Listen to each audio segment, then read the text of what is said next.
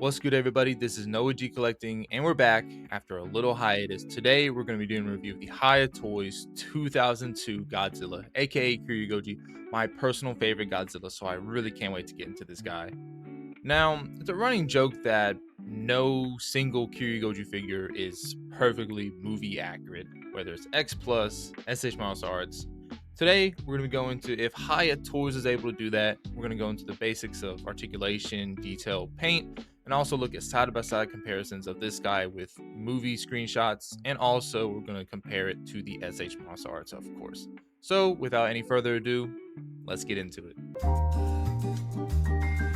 The front, the back, the sides. First, let's dive into the paint and detail of the figure itself. Starting with the head, it's clean, and I mean clean. What I appreciate about Hiya is their final paint jobs are always neat and fairly spot on when it comes to the head sculpts, which I would argue is where the paint matters the most. The eyes are bold and they're looking straightforward. The teeth are basically perfect. There's no ugly splotches of paint here or there, and they're fairly sharp, which I love. There's not really any just nubby looking ones. The body will feature this blue wash throughout, which really can only be seen with appropriate lighting. Otherwise, it's not super noticeable. The claws on the hands and the feet are also painted really well, but I mean, they always are. And of course, the detail is phenomenal, especially the dorsal plates. It's one of my favorite parts about this design. And the color they use is spot on. The 2002 suit has that more white look, whereas 2003 has the silver. So I'm glad they got the paint really accurate here. There's that little bit of orange you see near the neck. Now that's really only there with the lighting. So if you don't have the lighting, you won't see it. There's a few paint scuffs on the dorsals, but they're not too bad, and you can't really see it unless you're super up close to the figure, so it's not much of an issue for me. Overall, Hiya met expectations with this paint job, and I'm really pleased with this figure and how it turned out.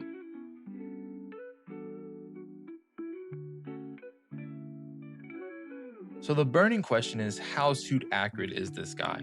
It seems like regardless of the company, we can never truly get a perfect one-to-one recreation of the suit, and I really attribute that to his eyes and face shape. Depending on what shot you look at from the film, his pupils tend to change position as well as his brow and overall eye shape changing as well. So for instance, the suit, flat transition from the snout to the top of the head, front looking eyes, flat eyebrows. On the figure, we have a curved transition from the snout to the top, upward looking eyes, angled brows. Here you can see those differences much closer, especially the transition. It's much more of a steep jump from the snout to the top of the head on the figure, and also the eyes are much more widened on the figure. And this shot isn't even close. The eyes are just too wide on the figure. I will say they did the snout and the teeth pretty well, so at least they got that part of the face right. It also depends on the angle we're seeing him at. This is the suit itself, not a shot from the film, and it looks pretty close here. I also want to highlight that the sculpt for the main part of the body was done really well. All the ridges and sharp lines you see here are recreated perfectly on the figure. Now this is the best looking one-to-one shot I was able to find. This is perfect. Now the suit right here is from Tokyo SOS. Granted, they did make a new suit for Tokyo SOS, but I'm pretty sure they based it off the mold from 2002. So I don't think face-wise there really is much of a difference. But, as you see here, it's that more curved transition. The eyes are looking that general upward direction. Brows are angled. Looking at a side shot of the suit and the figure, the only thing I would change is that the dorsals could have been a bit longer. That's just me. It's a small nitpick, but they do look a touch small on the figure. And as most people know, it seems like the 2002 figure just takes the legs from the 2000 figure. It's not a big deal, but it's apparent. But just based off of the difference in the suits from 2000 to 2002, the legs are similar enough. It's not a big deal to me.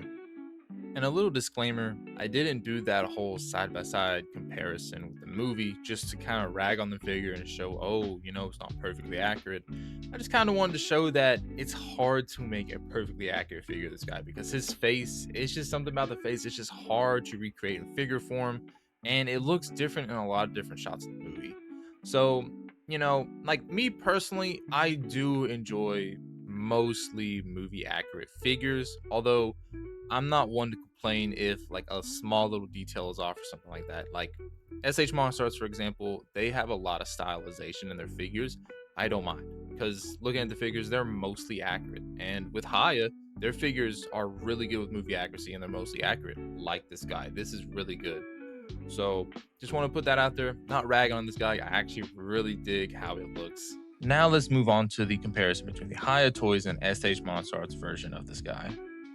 Comparing the heads, the Hiya by far has a better applied paint. Much cleaner, the eyes are sharper, pop more, the teeth are a billion times better, sculpt and paint wise. The SH Monster Arts does have the edge with its face sculpt though. It features that flatter snout to head transition and the brow shape is much more accurate. The neck sculpt on the SH Monster Arts is better, it has smoother transitions in between the articulation cuts. The Hiya, however, has better sculpting on the chest.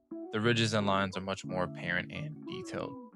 Now, with the two, we'll get into articulation a bit later, but the SH Monster Arts can look slightly more up than the Hiya. I tried to push the Hiya to its limit. This is as far as it can go.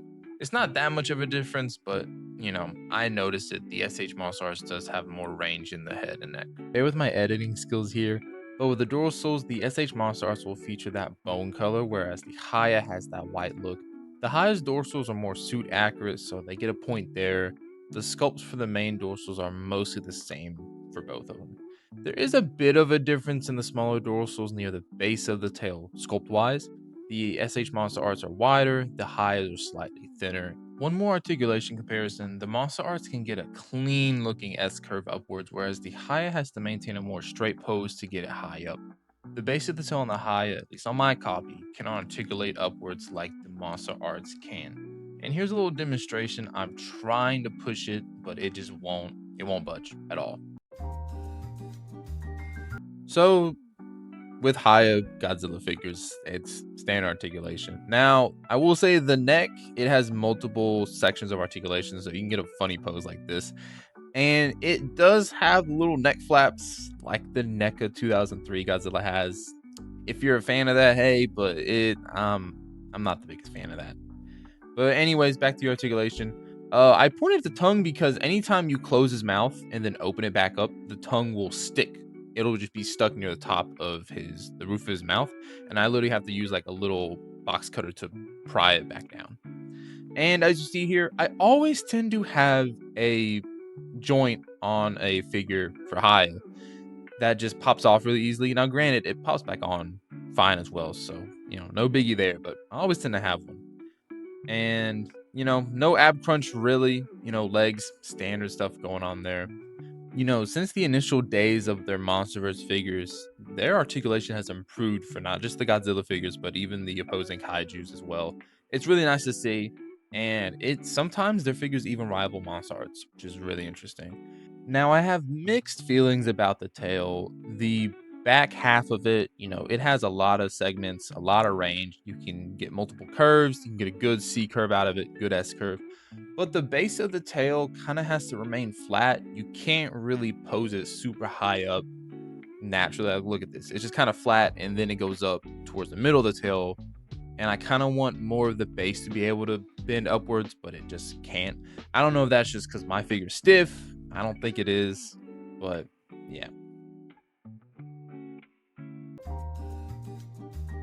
For size comparisons, we have the SH Monster Arts Godzilla 2002, the SH Monster Arts Kiryu Final Battle version, the NECA 2003 Godzilla, the Defo Real 2003 Godzilla, and we have the Bandai Movie Monster Series Godzilla 2002 and Kiryu 2002. My overall thoughts, this is a solid release from Hiya Toys. The sculpt isn't perfect, but to be fair, I get to see a perfect sculpt from any toy company, and so Hiya did a good job in that aspect. The paint job is the standout feature for me. The head is done so cleanly, and the dorsals capture that crisp white look seen from the film. The articulation in the tail could have been a bit better, and I'm not too big on those neck flaps, but those are just minor criticisms. It really doesn't take away from my enjoyment for the figure. That's been the review. Thank you guys for watching. Let me know down in the comments which version you prefer, whether it's the Hiya Toys or the SH Monster Arts. I'm kind of torn between the two. On one hand, I've had the SH Monster Arts for a while and I prefer the sculpt on it. But this guy's paint job is just perfect. The dorsal plates, that white is just really good, and it's more movie accurate than that bone color from the SH Monster Arts. And the face, it's perfect. The teeth are done, it's not sloppy at all, and the eyes are looking in the same direction. You gotta love that, right? I didn't expect this video to take so long to make. I was waiting on this guy for weeks. Like, I just got him in last Friday when most people had their reviews out, and then I got really busy on the weekend with work and extracurricular stuff. So, that's that. But I'm glad I got this done, and you should be seeing a Scar King and Godzilla Evolved Heat Ray version video whenever those get shipped to my house. Gotta wait on those. And I'm working on the SH Monster Arts guide. It's taking some time, so bear with me there. Again, thank you guys for watching, and I'll see y'all in the next one.